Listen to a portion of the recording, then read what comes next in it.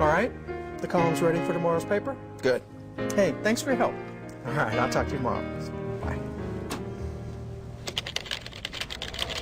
Oh, hey, you're here. Good. I'm just finishing up my column for my Texas newspaper. I help people in my column and try to solve their problems, tell them about their world. I love my job, but I also love speaking before audiences because it's fun to see how your words affect people immediately. But you know, my speaking career almost ended before it began.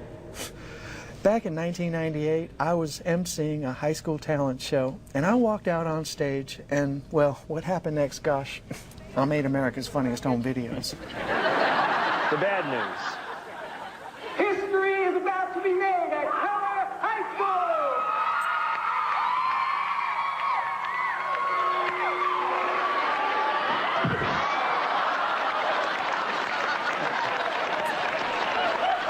That thing gets better the second time. I know you want to see it again.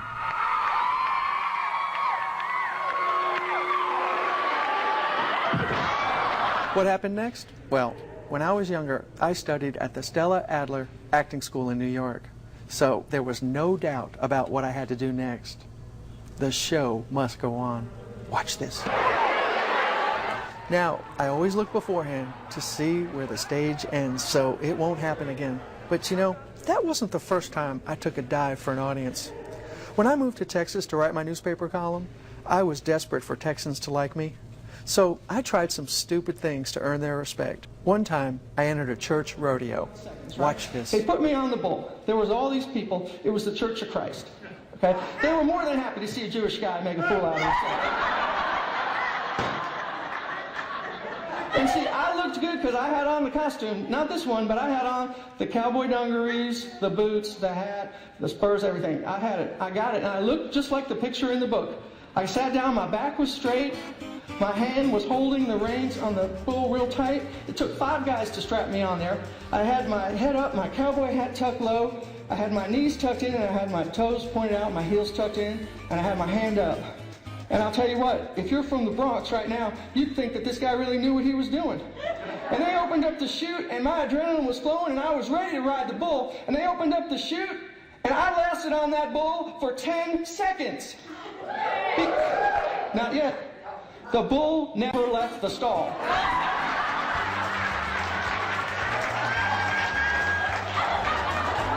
And I had 8 seconds of adrenaline inside of me, and as I'm sitting there, and they're all yelling at the bull, go, go, go, go. He's Jewish, go, go, go. I'm starting to wilt like a prune in my seat to the point where 9 seconds and 10 seconds, I looked like a California raisin. And at that moment, the bull took off. Get him, Dave. Oh, yeah. If you're laughing at me right now, that's okay. Self-deprecation is a wonderful way to get audiences to identify with you. I'm not some big city newspaper columnist egomaniac. I have flaws and failures, and I learn from them. I share that with audiences. Oops, I don't want to be late for a speech. I'm talking to a local group of clowns right now. No, not a bunch of politicians. These are real clowns. Hey, why don't you come with me? I don't know if they'll be wearing their clown costumes or not. A room full of clowns in face paint? That's a bit unusual, but I'm ready for these guys. Don't get the wrong idea about me. I think dignity is very important. You've got to present yourself with a degree of decorum. And he's standing right there, a handsome young man, David Lieber. Let's hear it for him. Thank you. What I like to do is make people laugh, make them cry, but most important, help them feel something. I tell the story about the difficulties I had when I moved to Texas, how I didn't fit in, how when things were at their worst, I was rescued by a wonderful woman, her kids, and their dog who hated me. Everyone can relate. So one night in early April of 1994, I said, Lord, help me. These people hate me, and I don't blame them because I don't fit in, and I just keep accentuating the differences, and I need a woman.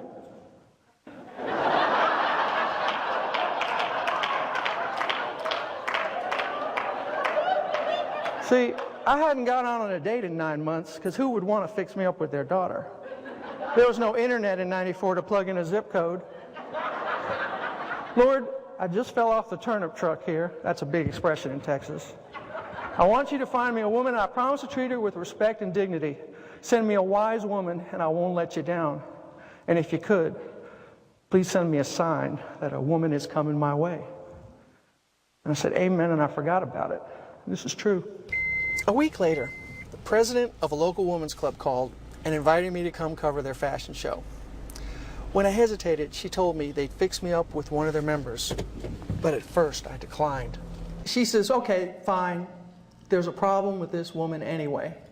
And I said, what kind of problem? And she said, quote, well, many men are intimidated by her beauty. So I heard that and I said, wow, I'd prayed for a sign, remember? At the end of the fashion show, the president grabbed my arm. And she brought me over and introduced me to this woman. She said, Dave, this is Karen, and Karen, this is Dave. And Karen said hi, and I looked at Karen and I said exactly what you'd expect a man of my stature to say. I said, Things heated up pretty quickly between us. We went out and had our first kiss. And the next day, I went and met her kids. She had a little boy, Dennis the Menace, 9 years old. He opened up the door and he says, Mister, are you going to be our new daddy? True story. The 11-year-old girl is taller than me, even in my cowboy boots. She comes lumbering out of the bedroom and she says, hello, little man. And I said, hello, you must be Desiree. And she said, I am. And she grabbed me and she says, you better not hurt my mommy. And I said, I won't. They had a dog, Sadie the Psycho dog, who hated men because she had been abused by one before Karen rescued her the previous Christmas Eve. The dog didn't like me, but that's all right. I was crazy about Karen, crazy about the kids, and after months of dating, I did something really risky. I proposed marriage to Karen in a column in the newspaper, read by thousands. But now I see the whole of my life needs more than just a dog to fill it. Karen, there's something magical about you, me, the girl, the boy, and even your doggone little dog. I love you, Karen. I'll always tell you when I'm about to go so as not to startle you, and I promise to come back. I'll always come back. I want to stay forever. I really do. Karen, will you marry me? And I looked up at her, and she had a big tear going down her cheek, and she said yes. And I hugged her, and I gave her flowers, which were hidden in a bag, and the boy and the girl knocked at the door, and they said, what's going on in here? And I said, come on in, guys. I just proposed marriage to your mom in the newspaper. And they said, no way. And I said, look, there it is. Karen, will you marry me? And I got down and I said, Jonathan, Desiree, will you marry me? And he said, you are going to be our dad. And she said, I guess so, little man. And Jonathan says, now you need to propose to Sadie. And I hadn't planned on doing that. But I got down on one knee in front of her and I said, Sadie, girl, you know what just happened here. Will you marry me? And she said, The reaction to that story was amazing. And all these years later, the reaction is still amazing.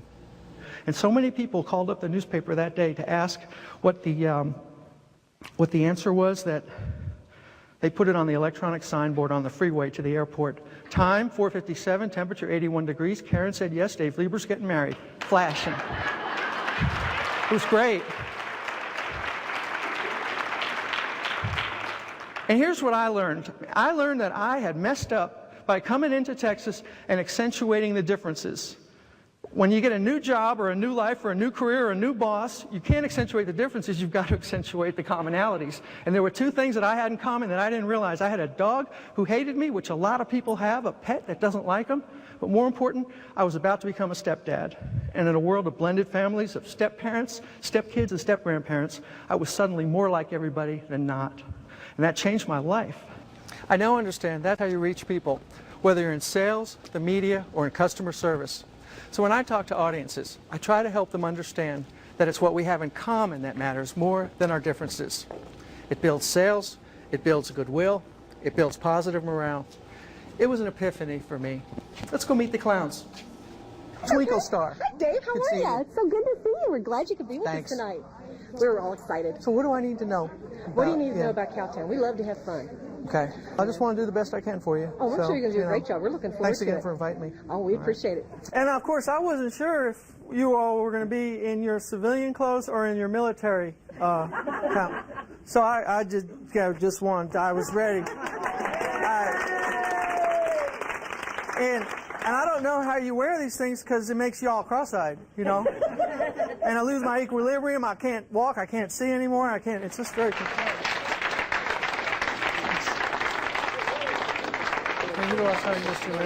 Miss Daisy. Gonna get one for you. Yeah. Grammy. Grammy? It's delightful. It was charming. Pretty good. It's funny. I thought it was wonderful. I've read Dave's column for, I guess, about 4 years now, and I thoroughly enjoy it, but I had no idea he was such a humorist. Dave, you blessed us. I love helping groups. I started my own charity a decade ago, and now it's one of the largest children's charities in North Texas, helping thousands of kids each year. There's no paid staff or physical office. It's all volunteer. That experience taught me how to motivate others to do their best.